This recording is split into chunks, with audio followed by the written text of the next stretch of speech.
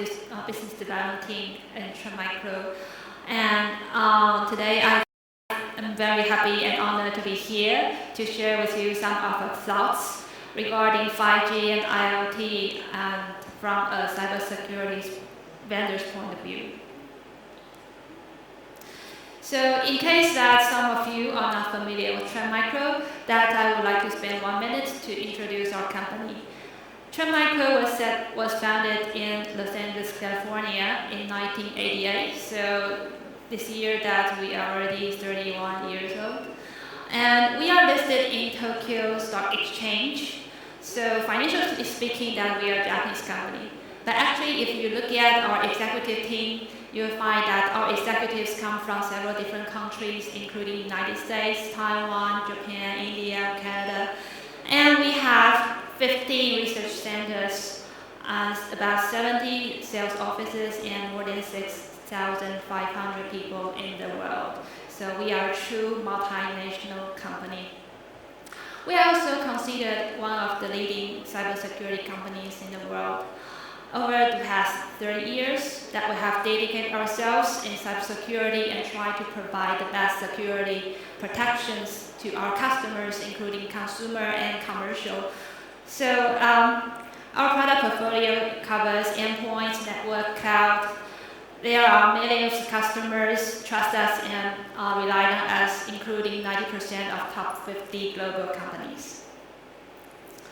So let's move to the main topic today. First, I would like to share with you a recent incident happened in Taiwan. And just 3 months ago, hospitals in Taiwan encountered a severe ransomware attack. So their systems, including medical record system or the picture archiving systems, were impacted. They were locked and encrypted. So it was reported that there were 60 out of 400 hospitals were impacted in this incident. So how did it happen? The whole story comes from the EEC platform, the EMR Exchange Center platform. And as you know that in the old days, that all the medical records were written on papers. So it was not easy to exchange or even store them. So about 20 years ago, the Taiwanese government asked all the hospitals to implement electronic medical records, the EMR. And about 10 years ago, the EMR Exchange Center, EEC, was set up. So in this incident, the cyber criminal attacked the EEC platform first. And the malicious code just spread from the EEC platform to all the hospitals through the VPN channel. So when we further analyze this incident, we find several issues. That includes that the centralized design of the EEC platform that allows the cyber criminal to utilize it and to spread the malicious files at the same time to multiple hospitals at the same time. And the second one is the VPN. Many people trust VPN, and they think that we have VPN, so the traffic should be secure, and they consider the VPN to the EEC platform as a closed network and as an internal network. So they did not put many security inspections in this case. And about the weak passwords, that is also happened in this case, that many systems just has weak password or they even default password, so the ransomware just easily attacked and compromised these devices. And luckily that many hospitals implemented the data backup system, so they just restored the data before the next day. But there were still some hospitals, they did not do that. So we heard that some of them they eventually choose to pay the ransom to the cybercriminal in order to get the data back. Actually, this case is not quite related to 5G, but I want to use this case because it reminds us the security risk accompanied with every new application. In this case, that the EEC platform is aimed to improve the quality of medical service or patient experience, but eventually it was utilized by the cybercriminal as a powerful tool to compromise and control all the network at the same time. And actually, many of these issues happen in the IoT applications as well. The centralized design uses VPN to transmit the data and weak passwords. So we expect that this situation will get even worse because we are embracing a much more connected world. A research firm said that by 2025, there will be more than 75 billion connected devices in the world. Different firms may have different forecast numbers, but they all agree that it is an inevitable trend that the connected devices will just increase dramatically. So some of you might be familiar or have seen this diagram, and it shows some 5G use cases and the three main categories, that's the eMBB, MMTC, and URLLC. And you can see that the consumer applications like voice calls and video streams are still there, but many others are commercial use cases like industry automation, smart city, or the self-driving car. And this is another example that gives you probably a better, even detailed idea about how 5G may change our lives. Its fast speed, increased capacity, and lower latency just expand our imagination in every aspect. That could be in city infrastructure, in hospitals, in manufacture, or retail, agriculture. So it actually could bring many new opportunities or many new creative things that's in our lives. So how does it impact how we view, how we design the cybersecurity?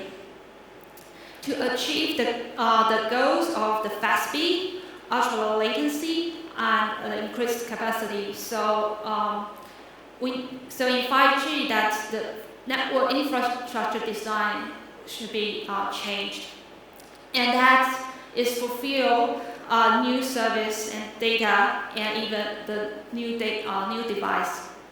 So all of these changes bring new challenges to us, and I will talk about them one by one. The first challenge is larger attack surface. We expect that there will be much more new applications running in the 5G network. They may use different protocols, different data types. They may connect different devices, and even how to deploy them could be different. For example, in 5G core network, there's a component called application function, and to allow the vendors to plug in their application into the 5G core network. So will this component be a new entry point for the cybercriminal, for the security risk? And do all of these applications consider security when we design them? So these are all the questions we need to solve, and we probably need to review all the applications one by one to carefully think about how to secure these applications. And the second challenge is perimeterless network. I think the communication route used to be simple. That is from the UE to the base station and to the core network and through gateway and to the cloud and internet. But in 5G, because we want to achieve the lower latency, so a new concept that's multi-access edge computing is introduced to 5G. So with multi-access, with the MAC, that's the computing capacity is added to the edge network, and also it allows the local breakout to the cloud, internet, or even the another local network like factories, OT network. So these create new network exits in this network, and the traditional concept of perimeter defense, that we deploy the security inspections in the perimeter, like gateway, could be GGSN or P gateway, that is not enough for the 5G infrastructure. So we need to think about how to protect them and how to deploy the security inspection in every network intersection. And the third challenge is massive insecure device. In the hospital incident I shared in the beginning, that the victim devices are Windows servers, and people are aware that Windows machines will not have security vulnerability, so they would install security software on that. And that's why only part of the hospitals were impacted in that incident. In some hospitals, the security software successfully defended against the ransomware attack. But in the IoT age, the endpoint could be small sensors, could be smart meters, it could be car, could be robotic arms, it could be anything, but they share the common characteristic that most of them have closed system. That means that it is difficult for you to install any security software after it was manufactured and shipped out from the factory. Even more, that many of them are not well managed because people usually just install them and forget they are kind of mini computer. They have CPU, they have memory, and they have storage.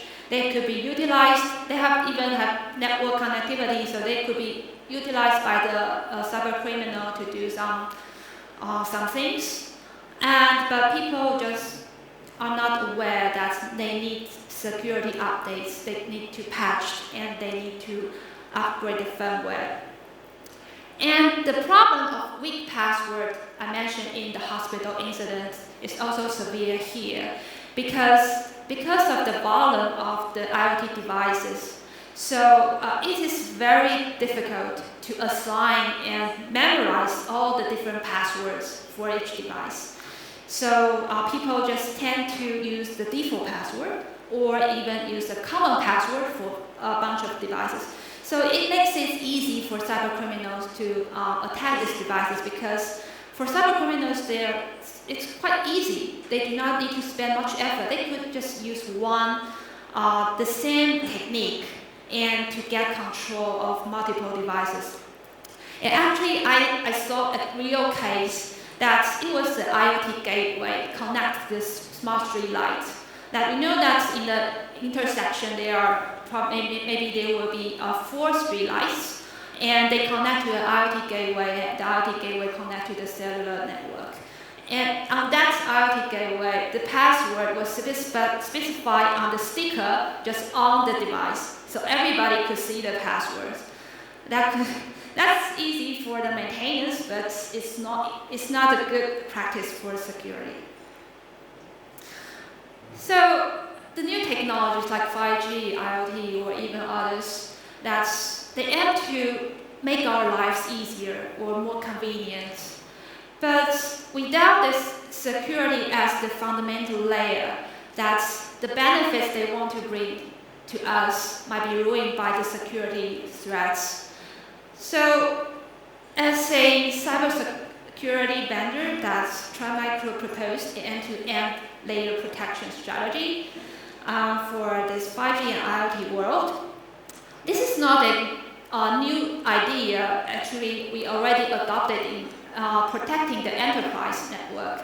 But we still think that this concept is suitable when we review all the IoT applications. So we need to consider from the device side, the gateway, access gateway, and even to the cloud, what kind of security protections that we need to deploy and need to deploy there. And the most important of all, that we think that telco will play a much more important role than ever in this 5G and IoT age. Not only because they are the owner of the 5G network, but also because that many devices, they have limited resource, so they may not be able to have any security inspections on the device side. And to protect them, so having the network security in the telco network would be more effective to protect these devices. Also, the security inspection in the telco network could help to detect if there's any attack from the device side to the cloud side. So to sum up, new technology is always accompanied with new security risks and challenges. And for these new applications, that we need to review them one by one carefully, and remember that the zero trust or the layer defense strategy when we design it. And we believe that telco will play a more important role, and network security will play a very important role in the IoT security, because there's limitation on the device, and so we think that it would be a more effective way to have the network security as a main security protections for the IoT. And furthermore, that it could also help telco operators to expand their business if they want to provide security as a service, as a managed security service to their commercial IoT users. So if you are interested in more details about the security threats regarding 5G and IoT, we keep publishing new research papers on these topics. So you could just check out our website and you could see the latest research paper that we are talking about these topics. This is my last page, and it's our vision that we believe that ideal network connectivity should like tap water. When you use tap water, you know that it's always and instantly available, it's easy to use, and it's safe. So you do not need to worry about whether there's any parasite or infections when you use the water. And the same concept applies to the network connectivity. We hope that in the future that the network connectivity is always and instantly available, it's easy to use, and it's safe. So for users, you do not want to worry about, especially about security when you use the network connectivity. So that's all for my presentation. I hope you enjoy it. Thank you.